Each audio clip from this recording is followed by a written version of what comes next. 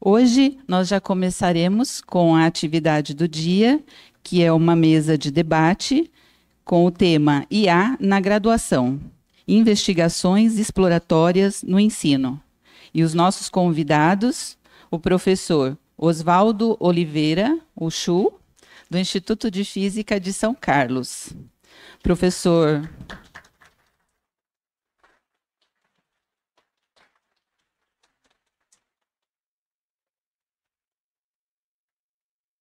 Oswaldo é diretor do Instituto de Física de São Carlos, membro da Academia Brasileira de Ciências, da Academia de Ciências do Estado de São Paulo e editor executivo da revista ACS, Applied Materials and Interfaces. É membro fundador do Núcleo Interinstitucional de Linguística Computacional, atuando há mais de 30 anos em processamento de línguas naturais. Nosso próximo convidado, professor Fábio Cosman, da Escola Politécnica.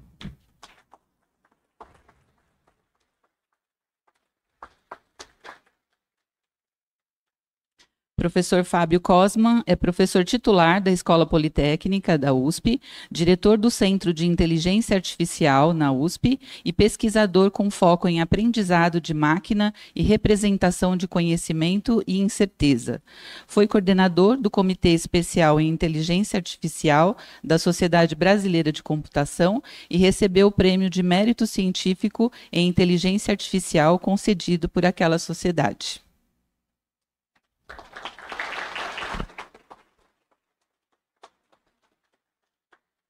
Nosso próximo convidado, professor Rogério de Almeida, da Faculdade de Educação.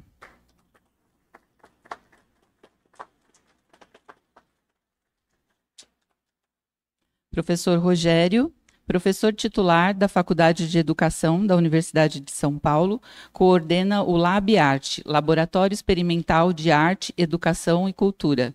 Atualmente é o chefe do Departamento de Administração Escolar e Economia da Educação e presidente da Câmara de Avaliação Institucional da USP, a CAI.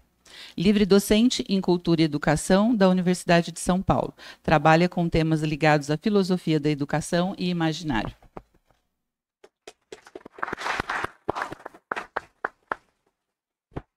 Agora passamos a palavra ao professor Oswaldo. Bom dia a todas e todos. Eu queria agradecer enormemente a presença de todos vocês, dirigentes do campus, o professor Daniel Leiva, amigo de longa data que nos prestigia, o nosso pró-reitor, professor Luiz Segurado, pró-reitor adjunto Marcos Neira. Nós queremos fazer um debate bastante dinâmico e, portanto, teremos duas curtas apresentações. Como vocês viram, são colegas nossos da USP com perfis bastante distintos e que atuam em inteligência artificial. E, após as duas apresentações, nós abriremos para o debate. Então, vamos começar com o professor Fábio Cosman. Nós vamos sentar ali, ele tem uma apresentação em PowerPoint. Deixa eu falar uma coisa. No meio. Oi, tudo bem? Bom dia. Talvez, Chu, eu acho que eu vou falar mesmo, porque a gente está com pouco tempo. Então eu vou passar aqui a falar um pouco. Talvez vocês possam ficar aí mesmo e a gente vai apressando. Eu tenho só 2 slides que eu, no fundo, eu queria apresentar. Na hora que precisar, vou pedir para a Elaine lá botar, tá bom? Primeiro eu queria agradecer o convite, né? Agradecer a todas as autoridades aí na pessoa do pró-reitor de graduação, professor Segurado. É um prazer estar aqui. Eu vou falar um pouco aqui do que eu tenho vivido na graduação, né? Obviamente eu sou docente há muito tempo, bastante tempo, né? Mas os cabelos revelam aí. Mas eu tive 10 anos de experiência como coordenador de graduação do curso de Engenharia Mecatrônica da Escola Politécnica, né? Então, eu passei por uma reforma de estrutura curricular lá no curso, que foi bastante complexa e tal. Então, tive a oportunidade de aprender um pouco sobre a gestão da graduação. Depois eu fui presidente do ciclo básico da Poli, né? O ciclo básico da Poli tem mais ou menos 2.000 alunos que fazem o ciclo básico e talvez seja um dos cargos... Bom, esse foi difícil mesmo. De todos que eu já participei na vida, esse foi o que eu mais sofri lá. E aprendi bastante sobre o que espero ter aprendido, né? o que é gerenciar um grande curso, né? Um grande volume de alunos, né? Às vezes eu acho que a gente tem que aprender um pouco na prática. A teoria, às vezes, se mostra assim, você vê como a teoria tem que ser malhável e tem que se adaptar às realidades das coisas práticas. Depois eu fui presidente da CG um tempo, né? Fui colega do professor Marcos lá nos bancos do COGE, né? Também tive a oportunidade de aprender um pouco sobre o que é gerir uma universidade do tamanho da nossa, que é algo extremamente complexo, muito mais complexo do que eu imaginava antes de eu ir para lá. Eu achava que complexo era gerenciar a Poli, depois eu vi o que era complexidade. E depois eu passei a ser o diretor do Centro de Inteligência Artificial que a gente tem. A USP tem muitos grupos de inteligência artificial, né? Não é o único centro. A gente tem a pretensão, assim, a ambição de ser um centro multi-unidades, um centro que engloba pessoas dos mais diversos perfis. Nós temos muita gente de São Carlos aqui trabalhando, muita gente de Ribeirão Preto, da IASH. Então tem sido uma boa experiência. Ao mesmo tempo, eu ainda não consegui sair do ciclo básico da Poli. Eu sou coordenador da disciplina de probabilidade, né? Uma disciplina que tem 1000 alunos, né? Então, tem várias turmas, não dou aula para 1000 alunos não, certo? Mas tem muitas turmas, né? Eu sou coordenador. E eu acho que isso traz todo um desafio para a tecnologia, né? Como que a gente lidera, como que a gente mostra, apresenta as coisas em diferentes escalas, né? Algumas disciplinas são para 10 alunos, outras são para 1000. Acho que é necessário muita flexibilidade para adaptar a tecnologia para essas variadas necessidades. E a gestão é muito complexa, né? A gestão de uma estrutura universitária é muito complexa, né? Hoje, eu acho o seguinte, que a tecnologia de inteligência artificial, obviamente eu estou nessa área, né? Não é que eu acho que isso vai destruir a galáxia, certo? Eu acho que vai ajudar o ser humano.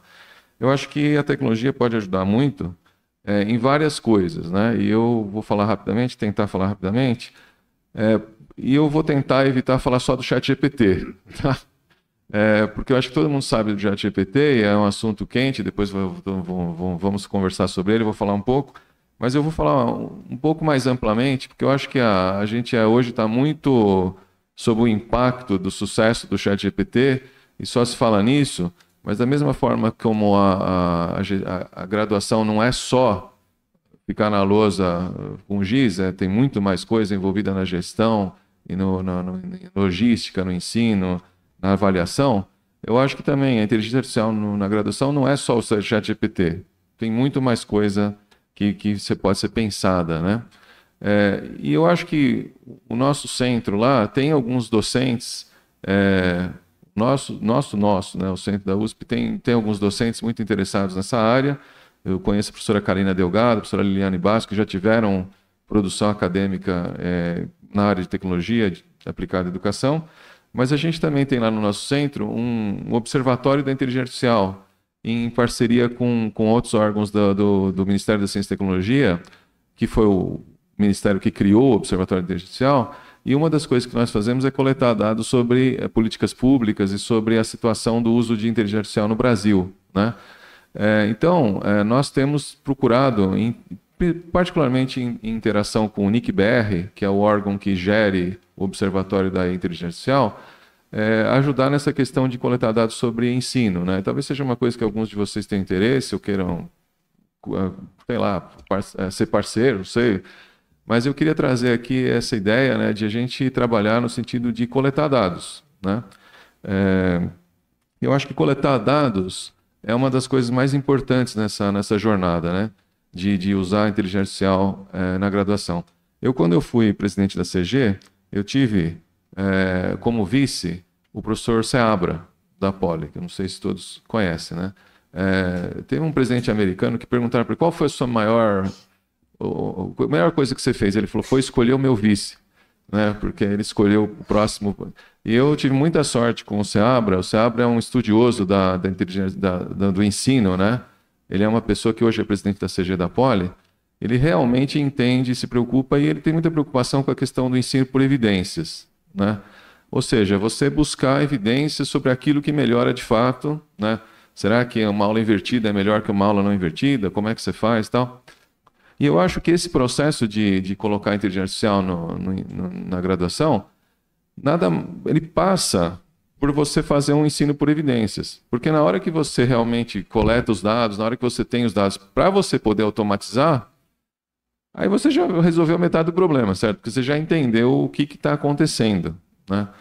Então, eu acho que tem muita coisa que, além do ChatGPT, é isso que eu queria falar, né? Eu queria falar isso. Acho que tem muita coisa. Essa área de inteligência artificial na educação é muito antiga, tem décadas, né? Isso é estudado há muito tempo e é controverso há muito tempo, né? Há discussões há muito tempo sobre isso. Uma das áreas assim que eu sempre ouvi falar e que era o graal do negócio, todo mundo buscava, era como que você customiza os tópicos para o aluno que está ali na frente da aula, né? Como é que você direciona? Isso é uma coisa que está sendo estudada há décadas. Eu acho que hoje está muito melhor avançado, né? A gente tem resultados aí, hoje em dia se fala muito de bons resultados, mas eu queria ir além, né? Eu queria falar de todo um conjunto de coisas que a inteligência artificial pode ajudar. Eu queria fazer isso citando 3 publicações que eu acho que vale a pena ler, né? Eu dei uma refletida aí nos últimos dias sobre as coisas que eu li nos últimos anos, né? Eu acho que tem 3 documentos que eu acho que eu queria compartilhar aqui com vocês, que eu acho que vale a pena uma leitura. São relativamente curtos, tá? Não é nada ler uma tese não de lição de casa, não é nada disso. Tem um primeiro documento, é o seguinte: a Unesco, ela é uma instituição da ONU, né? Preocupada com a educação, e ela tem, nos últimos anos, tentado capitanear a discussão de alguns aspectos de inteligência artificial, principalmente regulação, ética. A Unesco tem lançado vários documentos sobre isso, né? E em 2019, eles fizeram uma conferência em Beijing com 50 governos, né? Uma conferência muito grande, que teve muita publicidade. E eles lançaram um documento chamado Consenso de Beijing, né? Que é um documento relativamente curto, mas é muito interessante, né? Então, é um documento onde os governos reconhecem a complexidade do processo de colocar IA na educação, mas a centralidade do ser humano no processo, né? Isso tem que ser feito para ajudar as pessoas, né? Para ajudar os alunos, os professores, mas que os governos devem estar atentos à tecnologia, devem se preocupar em capacitar os professores, né? E apoiar pilotos, né? Eu acho que isso vale muito para a universidade, né? A universidade tem muitas regras. Eu me lembro quando eu estava na CG, a gente falava assim, mas por que é isso, né? É porque está no Júpiter, né? Ninguém sabe nem por que é, mas está no Júpiter. Então, eu acho que é preciso evitar isso daí, né? Evitar essa coisa de estar no Júpiter, ninguém sabe que está no Júpiter. É preciso apoiar pilotos, tentativas, verificar o que dá para usar. A gente fez um grande experimento científico na pandemia, né? Todo mundo passou a dar aula remotamente, sem ter preparo para isso. Mas eu acho que grandes experimentos podem ser feitos, né? E podem ser tentados e devem ser tentados. Eu acho que o Consenso de Beijing vai muito nessa direção. E fala muito em valorizar os planos, né? Valorizar ferramentas que possam dar suporte a um uso mais equitativo e inclusivo, né? Das ferramentas pedagógicas, né? Acho que isso é importante na sala de aula. Eu acho que a gente tem condições hoje de customizar melhor, de fazer as coisas mais refinadas para o aluno, fazer uma avaliação mais refinada. Não precisa ser o ChatGPT, né? Acho que é um momento só, mas eu acho que muita coisa pode ser útil. Tem um segundo documento, que é um documento de um laboratório da Universidade de Stanford. A Universidade de Stanford tem um laboratório que chama Human Centered Artificial Intelligence. É como se fosse assim, inteligência artificial humana, mas o que eles querem é que a inteligência artificial seja usada de forma a colocar o ser humano na sua centralidade, né? Então, eles têm um documento onde eles colocam alguns prós e contras da tecnologia, né, de IA, que eu acho que é muito interessante, é curto, mas é substancial assim, nas ideias. Eu acho que a inteligência artificial pode ajudar em personalizar o apoio ao professor, né? Não só o aluno, mas o professor. Por exemplo, uma coisa muito interessante que tem sido tentada ultimamente, o ChatGPT chegou num nível, aí eu acho o ChatGPT, de você poder colocar algumas perguntas lá e ver o que ele responde, para testar perguntas, por exemplo. Testar, ver o que a literatura média aí está dizendo. informar sobre currículos que existem por aí, novidades. Eu acho que dá também apoio à customização do conteúdo para os estudantes, né? Isso eu acho que é uma coisa que a inteligência artificial pode realmente ajudar, gradualmente mais e mais coletando dados do que os estudantes estão fazendo e direcionando adequadamente os tópicos para aquilo que eles têm mais aptidão ou menos ou mais dificuldade, né? Eu acho que também uma coisa que a tecnologia pode ajudar muito, nesse sentido de ter chats e tal, é que os alunos não precisam se expor, né, para fazer perguntas. Eles podem fazer perguntas para o seu assistente sem ter que levantar a mão na aula e às vezes o aluno tem receio, né, de demonstrar que não sabe alguma coisa. Então tem uma série de coisas que a tecnologia pode de fato ajudar. Tem alguns problemas. Eu queria só falar também sobre os problemas, que eu acho que é um bom momento aqui de reflexão e não vou falar muito mais não. Vou parar por aí. Eu acho que os problemas são que a tecnologia hoje, da forma como ela é construída, ela é um resumo das interações e dos documentos que existem no mundo, né? E, nesse sentido, ela pode dificultar a diversidade cultural que existe, né? Os modelos hoje são todos feitos em certos países, né? São alguns países que têm esses modelos, e eu acho que faltam modelos de linguagem, né? Modelos que respondem perguntas. Eu acho que falta realmente mais esforço nacional aqui para a gente ter modelos que respondem, falam dentro da nossa cultura, né? Nós temos um projeto no nosso centro de processamento de línguas indígenas, né? E nós recebemos uma visita, alguns meses atrás, de uma tribo terena do Mato Grosso do Sul que veio conhecer, e uma das coisas que uma das líderes falou, ela falou o seguinte: olha, tudo bem, vocês podem, legal, mas nós queremos participar, porque nós queremos ter o controle da língua. Quem não tem o controle da língua não vai conseguir nada. Então, eu acho que isso é verdade para eles, é verdade para todos nós, né? Se nós não tivermos esses modelos, se nós desenvolvemos isso, nós ficamos à mercê de, bom, quem que responde as questões é um negócio feito não sei aonde, certo? E os alunos vão aprender com isso, né? Então, esse é um problema. Eu acho que os sistemas não são otimizados para aprendizado, certo? Eles são otimizados para responder perguntinhas e falar coisas interessantes que mantêm o usuário interessado. E tem o último ponto aqui que eu acho que é o mais importante do ponto de vista de ensino, eu acho que merece depois uma reflexão aqui com os colegas, é que esses sistemas de hoje, eles respondem coisas incorretas, né? Eu acho que todo mundo já teve a experiência de usar o ChatGPT. Se você pergunta alguma coisa sobre o GPT e ele fala o que ele sabe e o que ele não sabe, né? Se eu pergunto, por exemplo, a minha biografia segundo o ChatGPT é muito maior do que essa que foi lida aí, né? Eu já visitei um monte de universidades que eu nunca fui, ganhei prêmios que eu nunca ganhei, fundei um laboratório que depois eu fui tentar descobrir onde era na Fiocruz, onde eu nunca fui. Eu tive um colega que perguntou sobre a biografia dele no ChatGPT, o ChatGPT informou que ele tinha morrido. Aí ele perguntou, nossa, mas como? Aí o ChatGPT, não, foi um acidente horrível e tal, e coisa. Então, é assim. Então, eu acho que o estudante precisa ser alertado, né, sobre isso. Talvez os estudantes não saibam sobre isso na sua extensão. O ChatGPT dá referências que não existem, né? Não existem mesmo. Não é que está incorreto, escrito como incorreto. Não existe. Eu acho que nem todos os estudantes conhecem essa realidade de como a tecnologia é construída. E eu acho que isso é muito importante que seja divulgado para os alunos e explicado.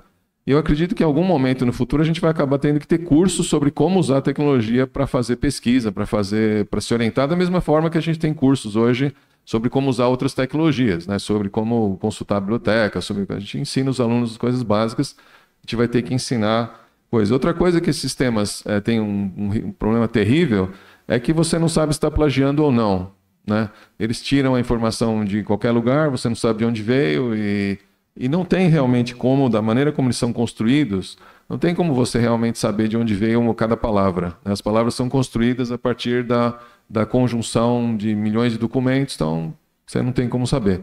Então, acho que são alguns desafios muito, muito grandes, né? Desafios para nós da área de inteligência artificial, mas desafios para os usuários em potencial, né? E tem um terceiro documento que eu queria mostrar, e aí talvez eu peça ajuda aí da Helene. Eu vou acabar, hein? Estou terminando já, desculpa me alongar. Mas se você clicar no PDF aí embaixo, não sei se consegue. Ou eu posso ir aí mesmo.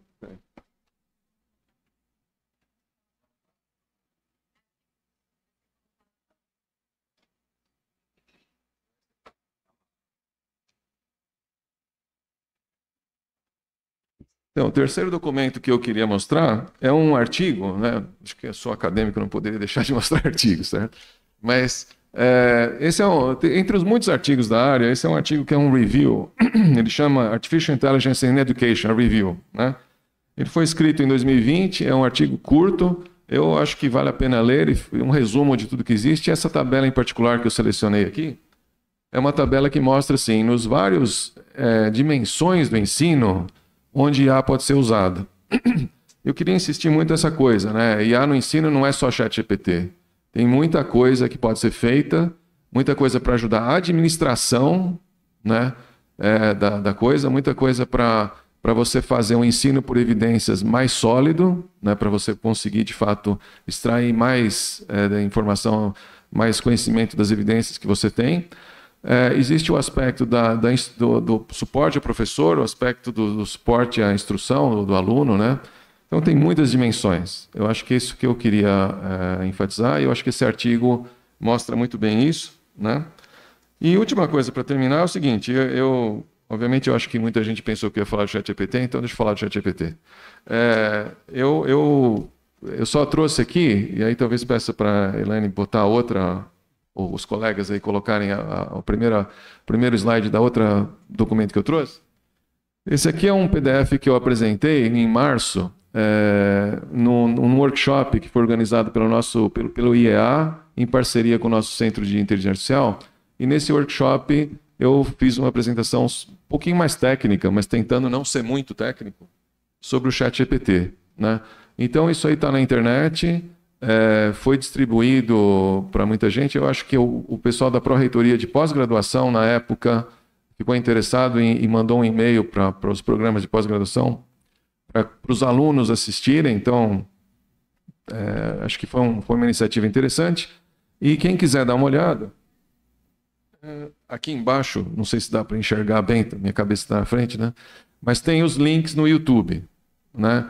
E quem não encontrar com esse título consegue encontrar no YouTube do IEA e no canal de YouTube do nosso centro mesmo de inteligência artificial. Se você entrar no nosso centro de inteligência artificial, tem um canal sobre o ChatGPT. Tem um canal só sobre o ChatGPT, porque é um assunto que, sim, a gente vê que tem uma atenção explosiva sobre ele. A gente dedicou um canal sobre isso. Eu vou encerrar por aqui, né? Tem muita coisa para falar mas sobre esse assunto e tal, mas eu vou encerrar porque acho que é melhor ouvir vocês depois e ver o que a gente conversa um pouco. Muito obrigado.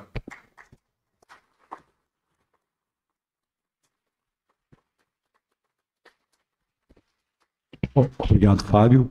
Vamos ouvir agora o professor Rogério de Almeida. Bom dia. Primeiro dizer que é uma alegria estar aqui, né, no 8º Congresso de Graduação. Parabenizar o pró-reitor Aloysio Segurado e o pró-reitor adjunto Marcos Neira pela organização do evento. Agradecer também o convite e a oportunidade de retornar a São Carlos, uma cidade da qual eu gosto bastante, e também rever aqui, né, os amigos que a gente vai fazendo, então o professor Oswaldo, e conhecer o professor Fábio, que eu já tinha lido a respeito, justamente pelo interesse em relação a IA e o ChatGPT. Eu também pretendo fazer uma fala breve para que vocês possam fazer perguntas, né? E eu acho que nas perguntas vocês vão direcionar as questões e a gente vai poder aqui fazer um debate atendendo ao que vocês têm de interesse. Eu vou falar um pouco mais sobre o impacto, né, do ChatGPT na educação. Muito do que o professor falou aqui já antecipou o que eu diria, então é ótimo porque eu posso pular para aquilo que eu acho que possa complementar aqui o raciocínio. Mas antes disso, eu queria fazer um exercício com vocês, que seria de recolocar a tecnologia no nosso imaginário, ou seja, pensar qual é o imaginário tecnológico que nós temos. Geralmente, a tecnologia é vista como o ápice do desenvolvimento objetivo, racional, porque, obviamente, ela demanda todo um processo muito complexo para a sua concretização. E eu não quero, de maneira alguma, dizer que não é assim. O que eu quero dizer é que não é somente isso. Ou seja, antes da tecnologia se tornar, né, tecnologia, ela passa pelo sonho pelo delírio, pelo desejo, passa por um processo muito, muito, muito longo, em que nós vamos exteriorizando os nossos gestos e aprimorando por meio de utensílios, ferramentas, etc. Se a gente observar, boa parte, por exemplo, das máquinas que nós conhecemos, inclusive no mundo contemporâneo, elas estendem gestos ou reproduzem numa escala muito maior gestos que são gestos humanos. Por exemplo, romper, escavar, agregar, reunir, cobrir, erguer, abrir, desfazer, refazer, né? Girar, cutucar, né? São uma máquina gigantesca que cava um túnel para fazer o metrô, ela, né, faz esse túnel girando, né, como os nossos antepassados em algum momento, na sua curiosidade, também usou o dedo para furar a terra. O sonho, por exemplo, de voar. Racionalmente, ninguém desenvolveria uma tecnologia para o voo se ela não fosse alimentada pelo sonho. E eu não estou falando do sonho de Santos Dumont, né? Ou dos irmãos Wright. Eu estou falando, por exemplo, da mitologia grega. Então, se vocês forem ler Ícaro, Dédalus, né? Quer dizer, o Dédalus, o primeiro engenheiro, né? Do mundo ocidental, já aparece ali o sonho de voar. Então, são pelo menos 2.500 anos de registro desse sonho, mas certamente, né, sem registro, a gente vai encontrar muito antes disso. Demorou para fazer? Demorou, mas nós fizemos, e hoje voar, né, por meio de um avião é algo seguro, rotineiro, e nós gostaríamos que fosse mais barato também, né? Eu vim rápido aqui para São Carlos, 3 horas, com o motorista da reitoria. Eu agradeço a reitoria ter fornecido o transporte, mas eu fiquei imaginando, se não poluísse tanto, não fosse tão custoso, imagina, um helicóptero chegava aqui num instante. Mas, segundo eu soube, isso é só para a pró-reitoria. Só o pró-reitor é que tem direito a isso. Mas, enfim. Uma outra questão também bem interessante para a gente pensar o imaginário e esse sonho, né? O cinema. Quantos anos tem o cinema? 130 anos. Hoje, todos nós carregamos no bolso, né, uma câmera que filma, registra imagens em movimento, em alta resolução, de uma forma muito ágil e rápida. Mas o cinema mesmo tem 130 anos. Não é verdade. O cinema ele surgiu com os homens pré-históricos que faziam os seus registros de imagens nas cavernas. Inclusive, eles usavam uma técnica muito interessante. Eles faziam, por exemplo, o desenho do bisão, né, do animal ali, que eles, enfim, iam caçar, e em volta deles, eles faziam pequenos riscos, né? Como uma criança que faz o sol, né, faz o círculo e foi em vários riscos, eles faziam os mesmos riscos. Por quê? Porque quando você chegava com uma tocha, né, na caverna, ali, e movimentava a tocha, o animal movimentava. Ou seja, o desejo humano de gerar o duplo, de criar o duplo. Ou seja, colocar uma imagem em que a gente se projeta, em que a gente observa. Estou pegando 2 exemplos só para dizer que primeiro vem esse imaginário e depois a gente vai para a tecnologia. E a tecnologia ela vai expandindo esses gestos, né? Primeiro a gente aprende a bater, depois você faz, enfim, uma lança, um arco e flecha para arremessar mais longe, depois descobre a pólvora, né, e como arremessar um projétil. Bom, é o míssil, né, teleguiado, enfim, com GPS, né, capaz de um altíssimo poder de destruição, ainda é um soco desferido no inimigo, né? Então a gente sempre trabalhou nessa chave. Por que eu estou dizendo isso? Porque quando aparece a inteligência artificial, ela é revolucionária, mas ela, de alguma maneira, também está na mesma chave da extensão de algo que nós fazemos que é muito humano, né? Ou seja, nós também somos artificiais no sentido de criarmos artifícios o tempo todo. E no caso da inteligência artificial, o professor Fábio já antecipou bem, né? Ela lida com dados. Ela consegue processar e lidar com muitos dados de uma maneira muito veloz, muito rápida. Bom, a gente já tinha as calculadoras que, de alguma maneira, faziam algo que, né, quem estudou tabuada sabe fazer, que são as contas, né? Só que ela vai muito mais rápido, né? E também com valores muito maiores do que a gente consegue processar mentalmente, por exemplo, ou fazendo contas ali. Agora, o ChatGPT, eu acho que ele fez muito barulho porque ainda se preservava uma ideia de que a linguagem nós era fruto de uma espécie de subjetividade muito profunda, porque, claro, a linguagem expressa sentimentos, né? Ela surge não só para comunicar. Aliás, essa é uma outra ideia também que a gente precisa rever, a ideia de que a comunicação serve, né, que a linguagem serve para comunicação.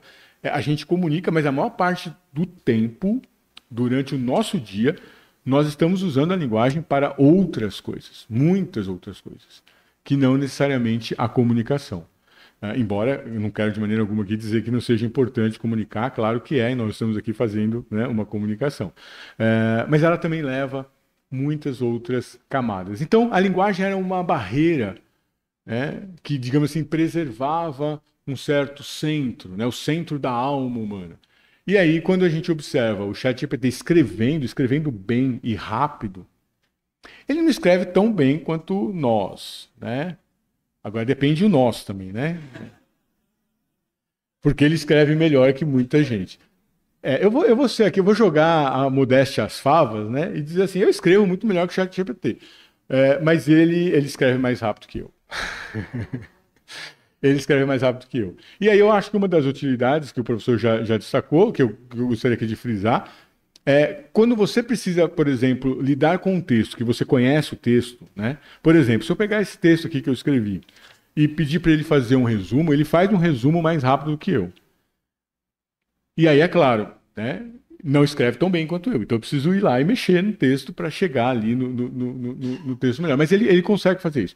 Então vamos dizer o seguinte, aquilo que é trabalho braçal de pesquisa, né, que muitas vezes consiste em fazer paráfrases, resumos, o ChatGPT, por exemplo, faz bem. Como ele funciona mal? Como o professor já disse, oráculo. Né? Pergunta para ele, ele não sabe. Né? Ou ele sabe até demais, porque no meu caso eu também eu descobri a minha morte no ChatGPT. Ele anunciou que eu tinha morrido em 2015. Sem contar os inúmeros livros que eu nunca escrevi, nem pensei em escrever. Né? Aí até eu falei assim, vou copiar aqui e já vou patentear, porque se o ChatGPT diz que é meu, né, eu já posso pegar para mim. Mas tem essa questão complicada, né, de quem é o direito autoral, enfim. A inteligência artificial vai muito além de fazer textos. Né? Você tem a questão das imagens, por exemplo, que é impressionante. Né? Hoje, um ator, uma atriz, se ele negociar a sua imagem para venda digital, ele poderá ser utilizado.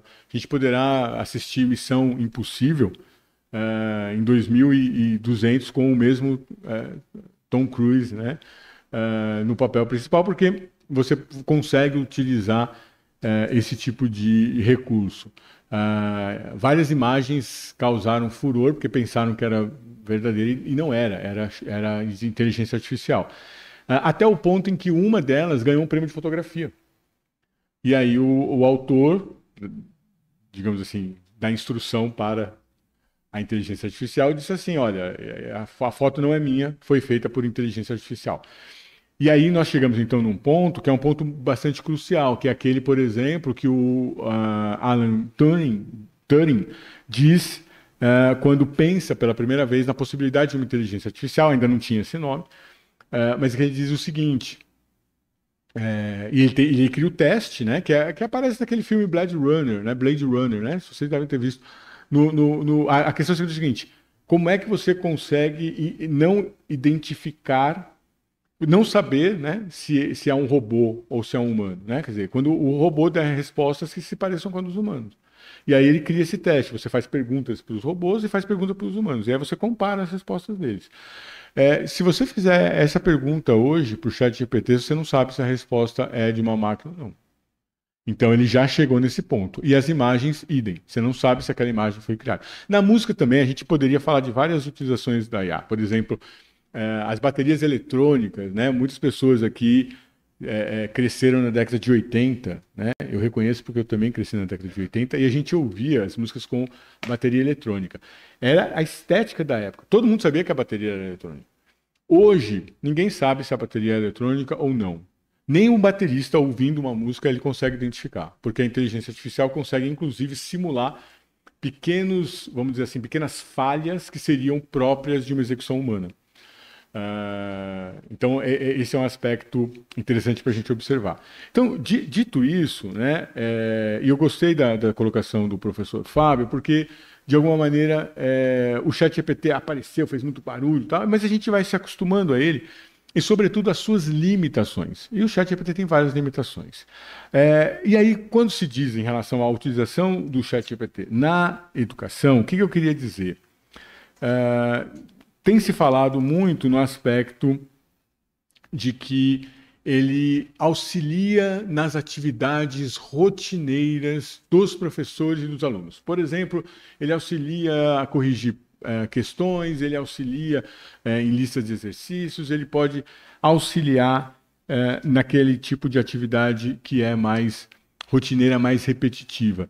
Então, a minha reflexão aqui final, para a gente pensar juntos, é que, claro, a IA vai contribuir em várias áreas e vai contribuir na área da educação também. Mas onde é que a IA não pode ir na área da educação? Essa é a minha questão. Onde ela não pode ir? E aí depende muito da concepção que nós temos de educação.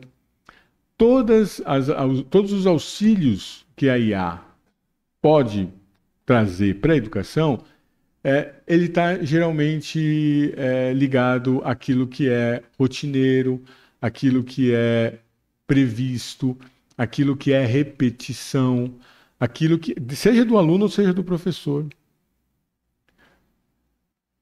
E aí isso também ajuda a pensar qual é a concepção de educação que nós temos hoje. A educação é para você aprender a repetir aquilo que o Paulo Freire chamava de educação bancária, né? Repetir o que já foi dito. Ou a educação é para, de alguma maneira, pensar aquilo que não foi pensado. Conhecer, produzir conhecimento que ainda não foi produzido, ou exercer um pensamento que seja um pensamento humano ou humanista, se nós quisermos, ou seja, que possa produzir emoção, que possa produzir reflexão, mas que possa também ser um pensamento crítico. E aí, as IAs não conseguem produzir pensamento crítico. Isso é nosso, é humano. Dá para substituir um professor por um robô? Talvez desde que se tenha uma concepção de educação de que esse robô vai repetir um dado conhecimento que já se tem para alunos que, de alguma maneira, vão ser discípulos do robô, né? Ou seja, nós não queremos que nossos alunos sejam robôs, que eles repitam. A gente quer que eles pensem. Né? Pensem conosco, pensem contra nós. Aliás, vou dizer aqui rapidamente uma vez, né, uma experiência de aula. Terminando lá o semestre, o aluno chega para mim e diz assim, um aluno quieto, que raramente participava da aula, chega no final, ele fica olhando. Chega no final do curso e diz assim, professor, eu queria agradecer as suas aulas. Suas aulas foram muito importantes para mim. Eu não concordo com o seu ponto de vista, eu penso diferente do senhor. Mas a partir das aulas que eu tive com você, eu vou poder escrever melhor o meu pensamento. Eu achei isso excelente, foi o melhor elogio que eu recebi. Porque quando o aluno gosta do que você fala, ele diz, professor, muito bem, você disse exatamente o que eu estava pensando, você disse exatamente o que eu queria ouvir. Ele disse o contrário, ele disse, eu penso diferente de você, eu discordo do que você disse, mas você ter trazido isso faz com que eu tenha que pensar melhor os meus pensamentos, o meu ponto de vista, e, de alguma forma, tentar responder ao que você coloca.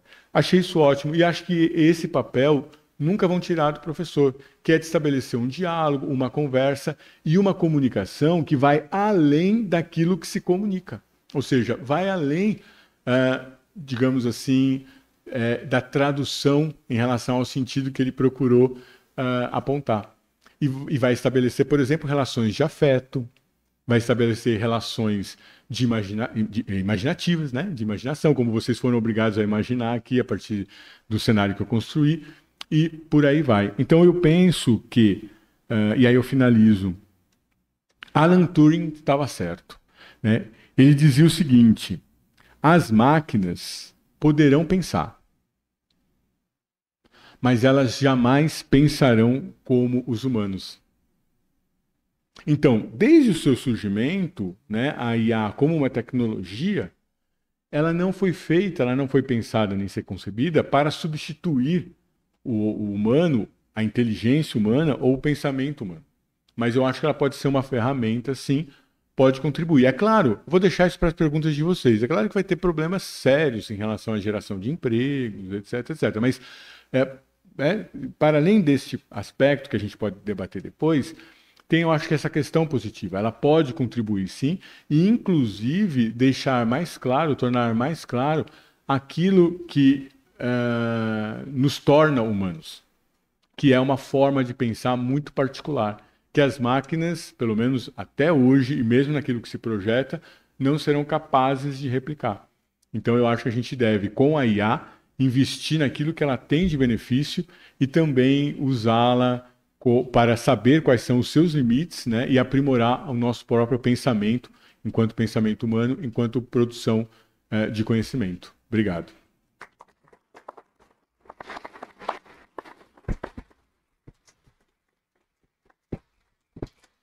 Muito obrigado, Rogério.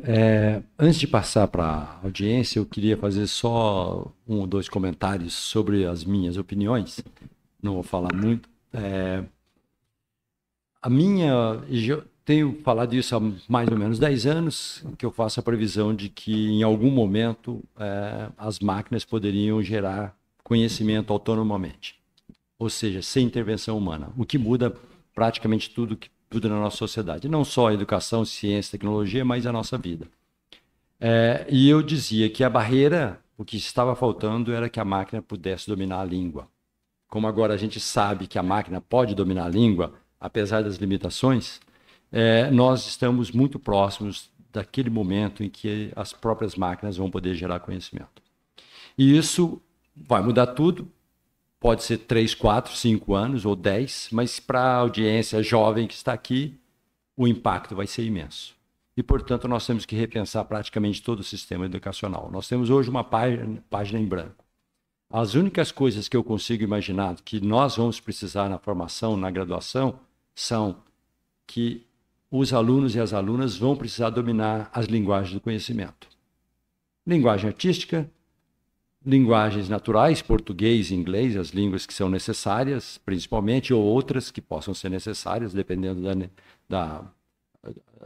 do perfil do aluno ou da aluna, e, obviamente, a linguagem dos formalismos matemáticos. Porque sem essas linguagens, os alunos e as alunas não terão preparação nem para construir essas super máquinas que estão sendo construídas, essa geração de jovens que vai construir, e nem para interagir com as máquinas, nem para poder fazer com que essas máquinas possam executar as tarefas que sejam boas e não más.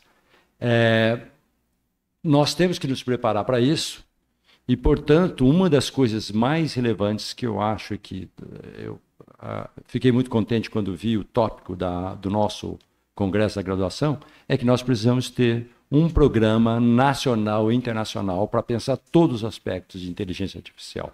Não só o impacto na graduação, não só na educação, mas também na desigualdade que vai trazer, no desemprego que provavelmente deve acontecer.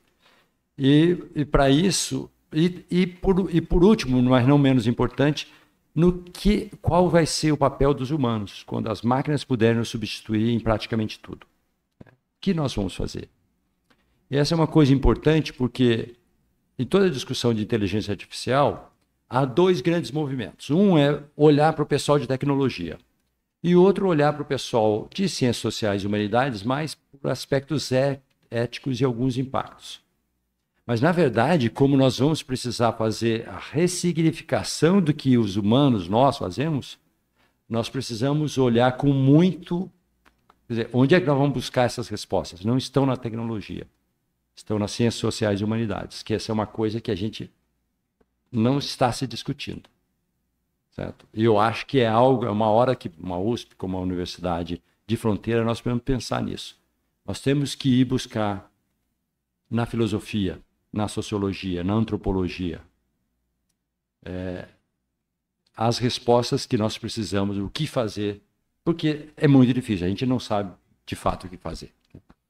Bom, com isso, vamos passar... Obrigado.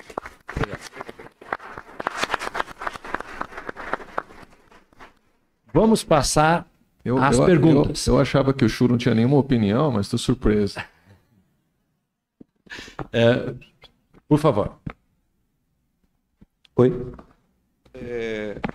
Queria parabenizar todos aqui. É uma honra estar podendo ouvir de profissionais e professores que têm mais tempo dando aula que eu tenho de vida. Então, é muito bom mesmo. E é uma honra, eu venho de família pobre, então eu fui na universidade, meu primeiro contato com uma pessoa doutora.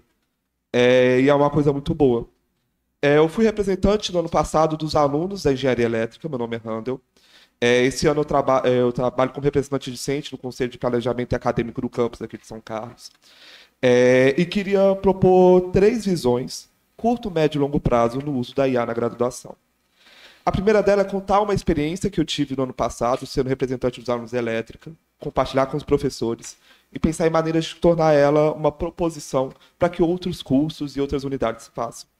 Ano passado nós tivemos uma dificuldade muito grande com os alunos acerca da disciplina de cálculo 3. E eu fui...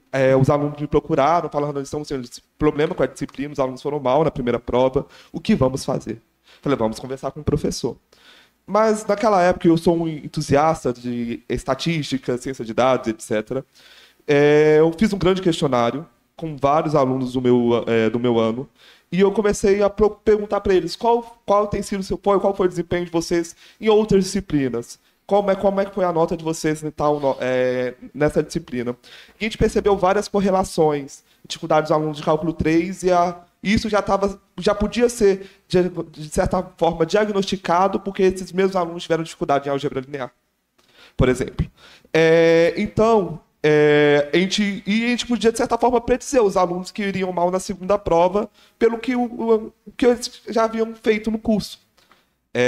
Conversando com os professores, tendo posse daqueles dados, a gente pensou em medidas paliativas a primeiro momento para evitar que os alunos fossem reprovados. E logo após, a gente pensou em talvez estimular isso para que fosse feito em outros anos e evitar que problemas bombas caiam assim e a gente não sabe de onde vem. Então, utilizar os dados a médio prazo possa ser uma coisa que a USP possa fazer. A curto prazo, vocês falaram da escrita, existe o portal da escrita científica aqui no campus São Carlos, cujo professor também oferece curso. E é uma coisa muito importante, o aluno hoje ele pode ir no chat GPT, de certa forma, escrever textos, mas como ele vai ter a análise crítica daquele texto que está sendo escrito e como ele vai poder, de maneira correta, interpretar os artigos. Então, eu proponho que a gente pense em maneira de estimular o uso do portal da escrita científica, que já está pronto aqui, até o professor José Marcos, ele estimula bastante nas aulas a gente pensar nos outros campi como que a gente pode fazer. E, por último, eu queria perguntar para vocês qual o papel do profissional que a gente está formando aqui. Porque há uma mudança no paradigma até das profissões do futuro. Jornalistas têm falado, para que servem os jornalistas? Existem portais de notícias inteiros feitos com inteligência artificial. Então, como podemos fazer com que os cursos sejam inclusivos? Porque a gente sabe que a inteligência artificial ela não aborda de maneira tão certa a diversidade e há uma certa exclusão das pessoas com deficiência. Então, pessoas com deficiência visual, como podem utilizar dessas plataformas também? E como podemos fazer com que os cursos aqui não sejam cursos que não estejam consoantes com as demandas mundiais.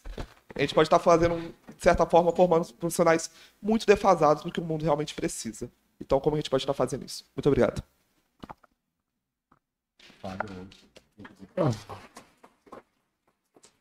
Eu queria parabenizá-lo pela pergunta. Ele fez a pergunta de 1 milhão né? Bom, aquela pergunta que a gente não tem as respostas, né? Ainda. Mas eu acho que tem alguns pontos aí que a gente pode pensar sobre eles, um pouco naquilo que o professor Oswaldo já antecipou, né? A gente ainda não sabe muito bem. Quando eu digo a gente não sabe, é porque não depende, por exemplo, de uma escolha, decisão nossa, né? Os cursos existem e eles se transformam ao longo do tempo. Mas cursos tradicionais, por exemplo, que são ministrados há décadas, né? Ou até há séculos. Se a gente pensar, por exemplo, a Faculdade de Direito da USP tem quase 200 anos, né? E ninguém está prevendo que se extinga, né, a profissão de advogado, juiz, etc. Agora, elas serão impactadas, certamente, e bastante impactadas com a inteligência artificial. Então, vai diminuir os postos de emprego. Eu tenho alguns números aqui, eu sabia que essa pergunta ia aparecer, por isso que eu deixei para o debate. Mas só para trazer aqui dados mais concretos. Por exemplo, a estimativa é que em 10 anos, o PIB global cresça 7% apenas em decorrência da aplicação da inteligência artificial. Em contrapartida, prevê-se o fechamento de 300 milhões de empregos. Tá? É como se fosse mais do que a população brasileira, né, de desempregados no mundo. Não é que existem muitos desempregados no mundo, mas isso está, digamos, dentro de uma previsibilidade do próprio sistema, né? A gente sabe disso porque o desemprego é o que mantém o salário baixo, né? Então, quanto mais pessoas formadas, quanto maior a disponibilidade, menor o salário. Esse é um efeito colateral da educação, que a gente não prevê, porque a gente sempre fala da educação como propiciando melhores empregos. E, de fato, ela propicia para aqueles que, né, conseguem obtê-la. Mas cada vez mais é necessário ter, né, mais tempo de formação, de educação, e tem esse problema, né, da diminuição dos postos de trabalho. E vão diminuir muito ainda.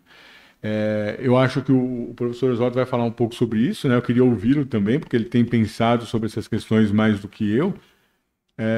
Mas, por exemplo, a gente vai ter que alterar toda forma de emprego e provavelmente de moeda, né? De dinheiro mesmo, de circulação de dinheiro.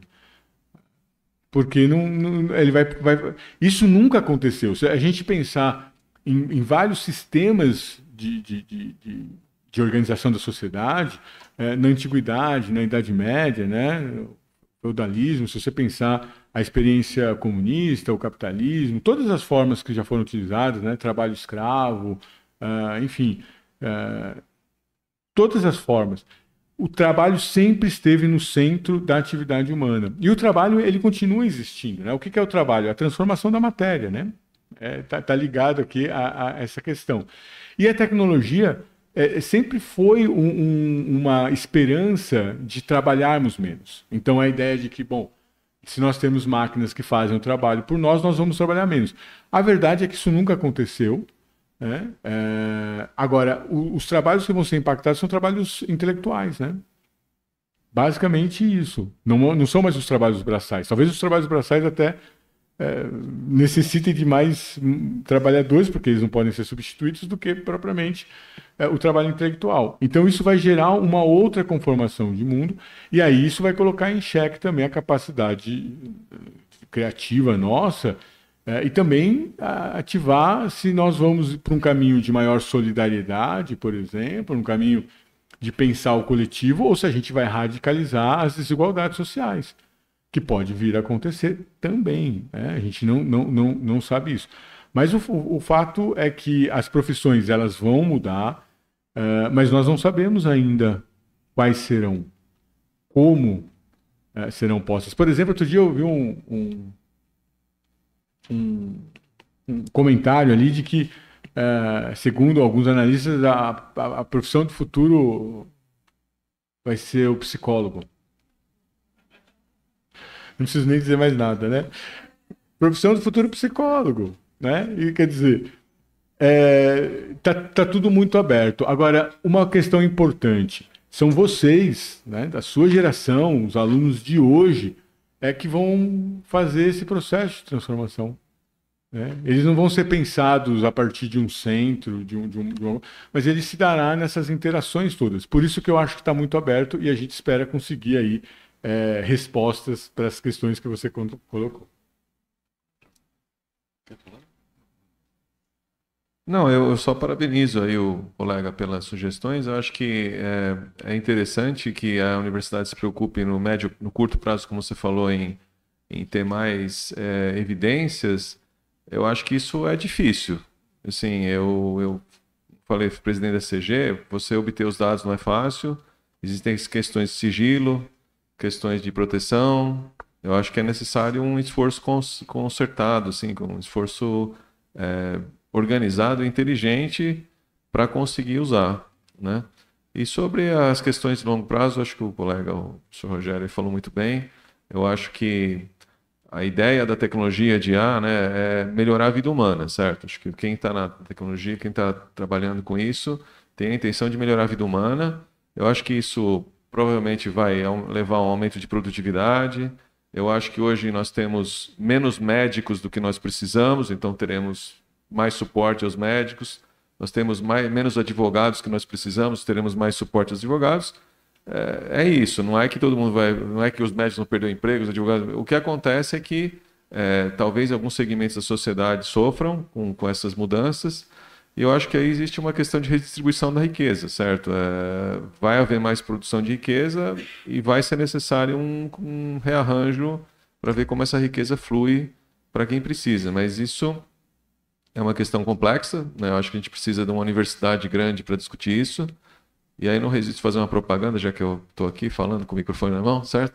Então, o nosso centro lá de inteligência artificial, ele tem a ambição de ser um centro multidisciplinar, né? A gente tem conseguido trazer pessoas de várias unidades. Eu acho que entre os vários centros que existem hoje no Brasil, inclusive existem outros centros na Universidade de São Paulo, alguns sediados aqui em São Carlos, excelentes centros.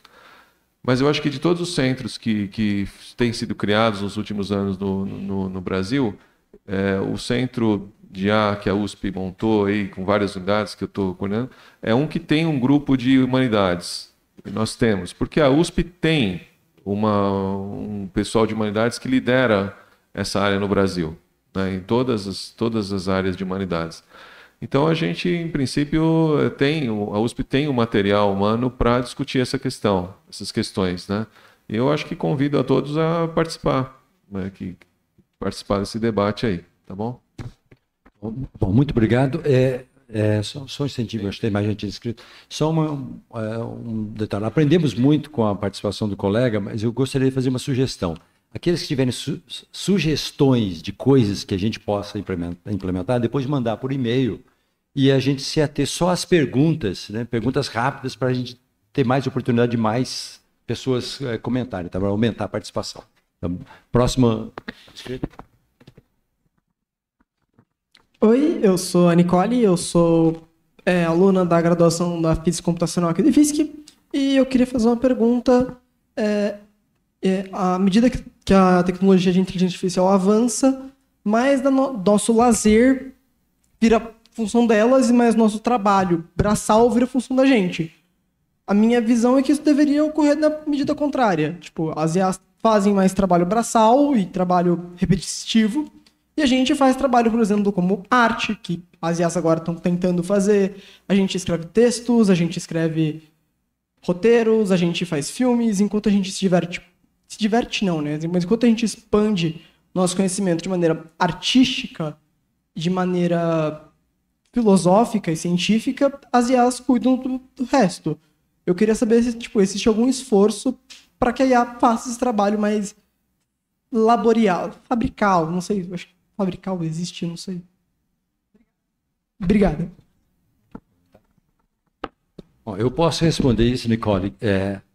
Não é a realidade e provavelmente não vai acontecer, porque você substituir trabalho braçal requer robô, e o robô sempre vai ser caro, ao passo que a substituição do trabalho intelectual só requer software.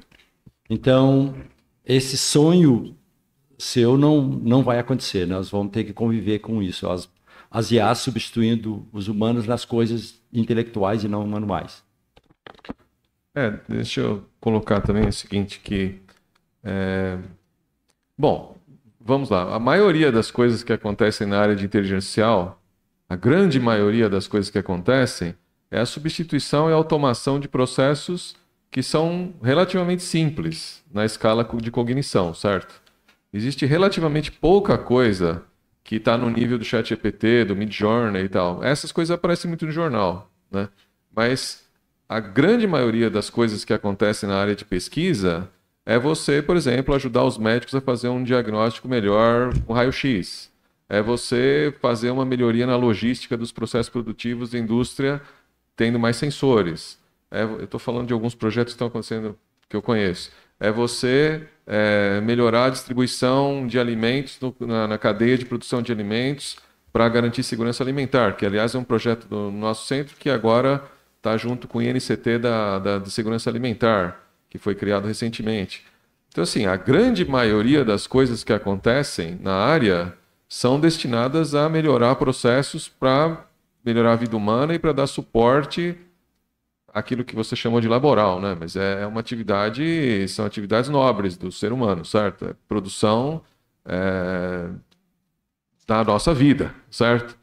Agora, as questões de cognição de mais alto nível, eu acho que existem dois aspectos, assim, né? Que vamos tentar pensar de uma forma ampla também. Existe uma questão que puxa, mas como assim? O robô está fazendo uma imagem e tal? Mas isso tem o aspecto do artista dizer, não, mas eu não quero ser substituído. Mas ele não vai ser substituído, ele é um artista, ele tem que pensar além do que está acontecendo, certo? Tem que ver o mundo como ele será, não como ele já foi, né? E tem um outro aspecto, agora falando como pesquisador de IA, que é o seguinte, é inevitável que os pesquisadores da área se preocupem, assim como os físicos vão se preocupar com aspectos da tecnologia nuclear que estão olhando além daquela, mas isso é feito para fazer a bomba, não é para fazer a bomba. Eles estão preocupados com o conhecimento, né? Então, muito do que acontece nesse nível mais cognitivo é o interesse dos pesquisadores de entender a inteligência, né? O que é inteligência? Como que você reproduz os fenômenos linguísticos, visuais? Como é isso? Certo? Como que você conseguiria? Eu acho que é surpreendente que o ChatGPT faça tão bem. Eu acho incrível. Eu ainda não entendi como é que aquele negócio consegue responder tão bem. Mas é algo inevitável. Eu acho que a gente não deveria, numa universidade, dizer, não, acho que a gente não deve estudar tal assunto, porque isso daí pode... Não, acho que a gente tem que estudar o que é inteligência. E acho que cabe aos artistas pensar além mesmo, vamos pensar, certo? Então, eu só queria deixar esse raciocínio aqui para vocês. Próxima pergunta. Bom dia, meu nome é Christian, sou aluno da pós-graduação da arquitetura. A minha pergunta é para o professor Fábio. Professor, centros de pesquisa em inteligência artificial possuem alguns temas de interesse e alguns convênios com FAPESP, IBM. Eu queria saber como são definidos esses temas de interesse, se a educação tem um tema de interesse explícito, né? Como, por exemplo, assim, aqui no Centro de Inteligência Artificial, na área de educação, está muito específico para o diagnóstico de AVC. Né? Eu sei que a educação está inserida em humanidades, mas se existe um tema específico de interesse, e se não existe, o que a gente poderia fazer para tornar explicitamente um tema de interesse no centro de pesquisa? Tá, eu vou ser breve, porque acho que muito obrigado pela pergunta, né, mas não quero... O nosso centro tem uma série de projetos que são financiados com parceiros, a IBM é um parceiro, tem outros parceiros, a Motorola é outro parceiro, a FAPESP, obviamente. A gente define isso em conjunto com os parceiros e tal. Obviamente, se nós tivermos um projeto, pessoas interessadas na área de educação e IA, faremos e colaboraremos e iremos atrás de recursos para isso, tá? Então é uma questão de ter pessoas interessadas, as coisas não nascem de árvore, certo? Então a gente precisa das pessoas que queiram realmente trazer e estamos abertos a conversar, tá? Desculpa, eu poderia falar muito mais, mas acho que o tempo aqui é curto. Próximo, pergunta. Tem alguns desesperados fazer pergunta. Bom dia a todos. Eu agradeço à professora Sarita, que fez o convite para vir participar. Eu sou professor do Departamento de Educação da Universidade Federal de São Carlos, tenho estudado a questão da inteligência artificial, tenho usado, tenho aproveitado muito, principalmente na elaboração, correção de textos, etc. Tem sido fantástico. Eu também tenho a mesma impressão que o professor falou.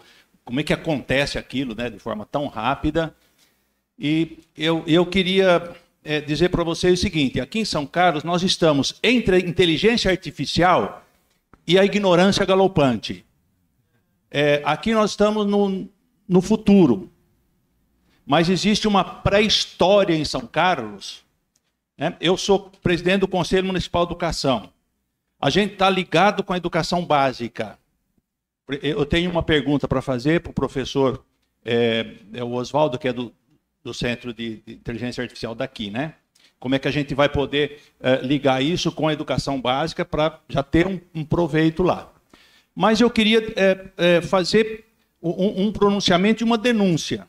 Tá?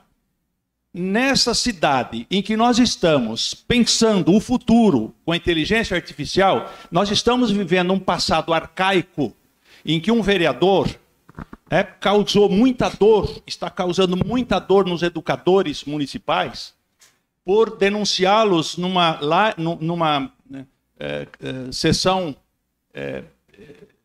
transmitida via YouTube, dizendo que os professores, que os pais estão entregando seus filhos para professores monstros pedófilos satânicos. Imagina aqueles professores que nós formamos na licenciatura com tanto carinho, com tanta dedicação, com tanta entrega, com tanto estudo. E depois você vai lá, eu acabei de vir da escola da Lila Galli, que recebeu uma dessas denúncias, por causa de um tema que tinha num livro de educação sexual. Esse pessoal tem medo, os psicólogos, viu, que vão ter que trabalhar e trabalhar muito. Eles têm medo disso. Eu quero relacionar isso com a fala da professora Selma Garrido de ontem. Nós estamos no futuro, mas este passado nós ainda não demos conta e nós estamos muito distantes, porque não se pode falar em educação sexual nas escolas, que isso arrepia mentes e corações perversos e arcaicos. Então isso aqui também é uma denúncia, é uma angústia que eu estou trazendo da educação básica, porque nós não podemos ter em São Carlos dois mundos, um futurista, no qual eu também às vezes me encontro, e outro arcaico, em que ainda estão sendo violentados no seu direito de formar as crianças e adolescentes por causa de um texto que está num livro, que tem uma bibliotecária que orienta as leituras, etc., etc., mas é acusado como se fossem, vou repetir as palavras, monstros pedófilos satânicos.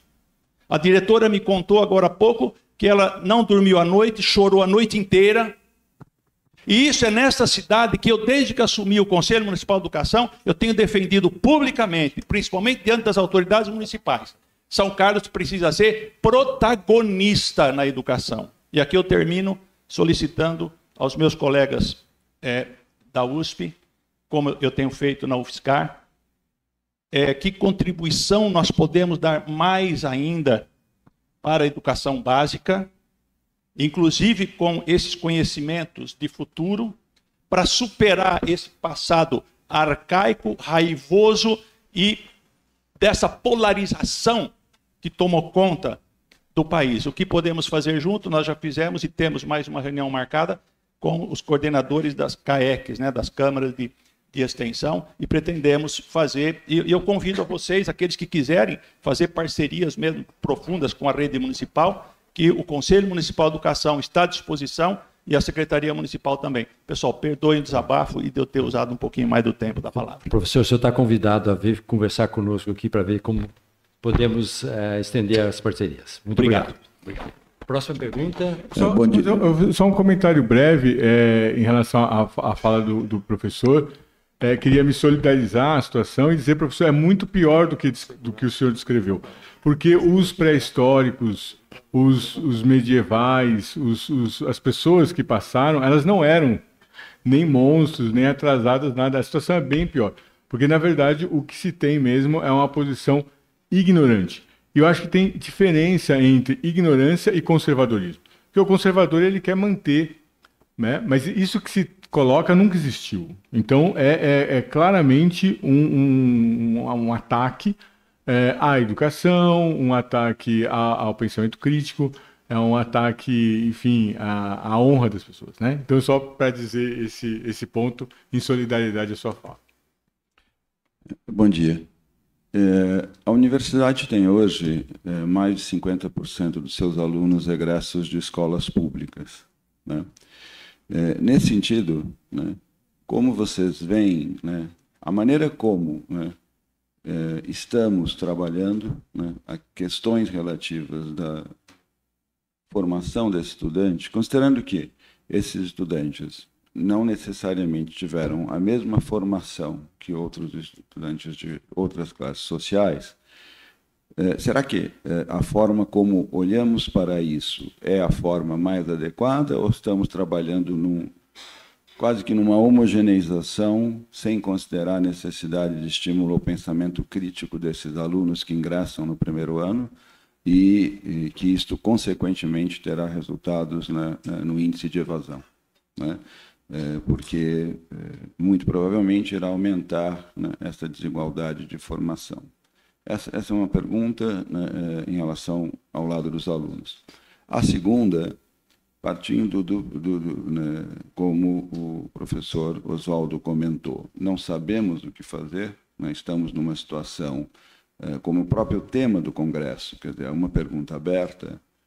Como vocês veem, né, meios, né, canais, né, que meios e canais podem ser desenhados para auxiliar a formação dos professores, no caso, né, para trabalhar com esse tema? Claro que existe uma questão da nossa própria individualidade, de quanto estudamos, mas, considerando isso enquanto uma política da universidade, que meios, que canais, né, vocês imaginam que deveriam ser implementados para auxiliar o docente na sua formação? Obrigado. Os colegas deixaram uma pergunta difícil aqui para mim. Essa é uma pergunta, eu acho que talvez a Pró-Reitoria de Graduação esteja pensando nessas questões. E aí, também não vou dizer, né, não vou ensinar para a Pró-Reitoria de Graduação como devem fazer, mas essa é uma questão que permeia um aspecto geracional. Eu participei do evento promovido professor Egídio, que coordenou, é o 4º simpósio sobre envelhecimento saudável, né, na USP. E esse debate também foi um debate bastante interessante ali, que tem a ver com a questão geracional e a questão da tecnologia. O que a gente observa é que os professores já nasceram na geração do computador.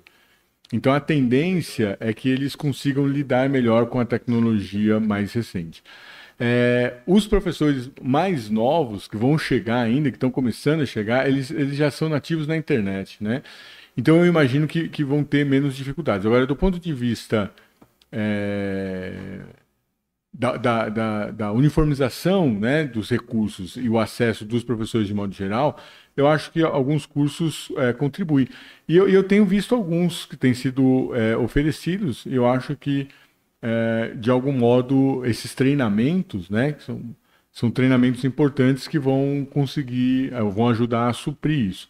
Então, eu não vou saber aqui de memória dizer quais foram essas iniciativas, mas eu vi algumas recentes nesse sentido. Então, acho que essa questão pode ser equalizada desse modo. Em relação aos alunos, o que eu tenho observado, pelo menos eu tenho acompanhado muito de perto o resultado do processo de cotas, né, que tem trazido alunos, é que ele tem funcionado muito bem.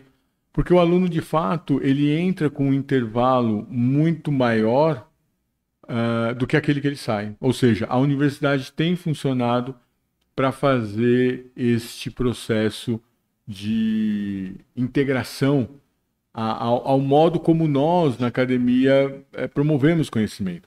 Agora, tem uma questão que é importante também de a gente dizer e marcar o nosso lugar.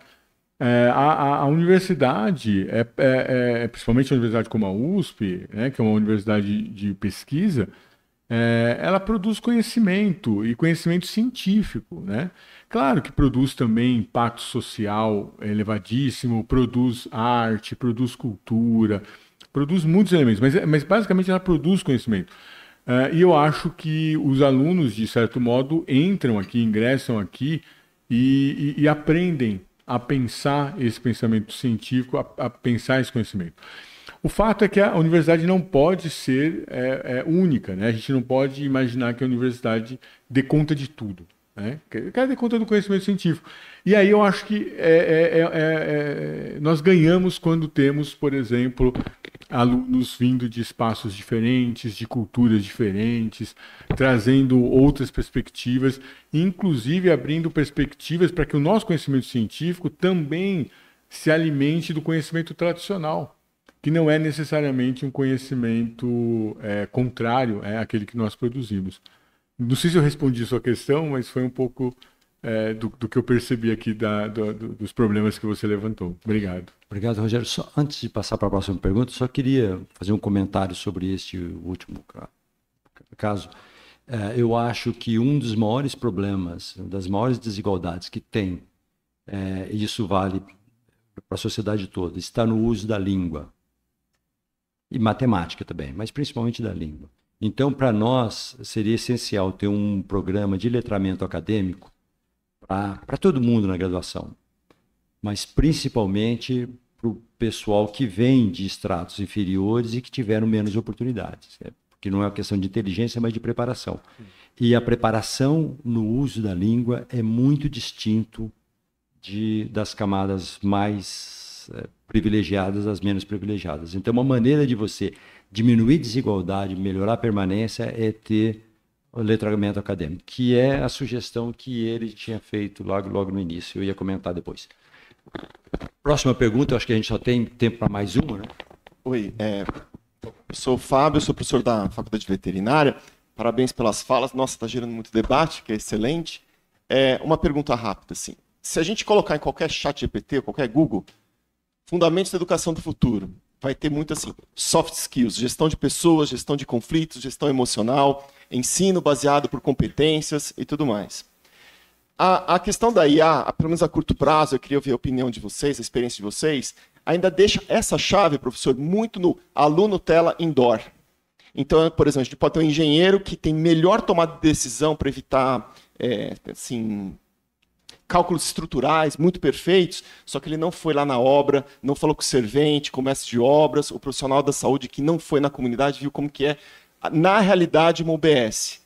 Né? Então, tem alguma maneira da gente chegar agora, por exemplo, no próximo semestre, usar a IA, mas uma IA em campo, sabe? Alguma coisa que vá além, sabe, da disponibilidade de uma informação correta, ok, mas que seja o verdadeiro exercício profissional. Tem alguma coisa já assim, talvez não tão imersivo, mas que está lá na realidade do exercício profissional? Essa é a minha pergunta. Você fala. Vixe, agora... Não é só o Rogério pega a questão. Pergunta é difícil. Não sei. Respondo. Não sei. Vou pensar. Acho que você precisa me mandar essa pergunta por e-mail, eu vou tentar chegar numa resposta. Eu acho que tem ferramentas de IA que são livres, né? Muita coisa é livre por aí, e a gente tenta, por exemplo, eu dou uma matéria de aprendizado de máquina, né? Que não é uma boa resposta, porque é uma matéria que já é sobre a tecnologia, né? Mas eu dou essa matéria e eu tento usar as ferramentas que estão disponíveis, né? Então, ChatGPT, obviamente, mas não só o ChatGPT, porque tem várias outras pacotes e ferramentas de análise de dados que, na verdade, acho que ajudam muito o aluno a entender, né? Então, por exemplo, tem quem ministra, né? A gente tem vários pacotes na linguagem Python que estão disponíveis para fazer análise de dados de forma relativamente simples, que eu acho que se aplicariam a quase todas as matérias. Qualquer matéria que eu daria hoje, eu tentaria levar lá alguns dados e falar para os alunos extraírem, usar uma rede neural, usar uma árvore de decisão. Eu acho que são ferramentas que vão ajudar essa percepção do que a tecnologia faz. Mas isso é uma resposta meio geral. Assim, sobre especificamente ferramentas, eu não sei. Mas eu acredito que essas coisas que eu falei podem ajudar, de fato, os alunos a captarem o que é a tecnologia. Né? Então, pessoal, nós temos temos uma programação ainda muito extensa hoje. Então, eu queria mais uma vez agradecer a todos e a todas pela participação, a presença do nosso pró-reitor, parabenizando o pró-reitor e pró-reitor adjunto pela iniciativa, pelo congresso e ainda a honra de ter o congresso aqui em São Carlos. Muito obrigado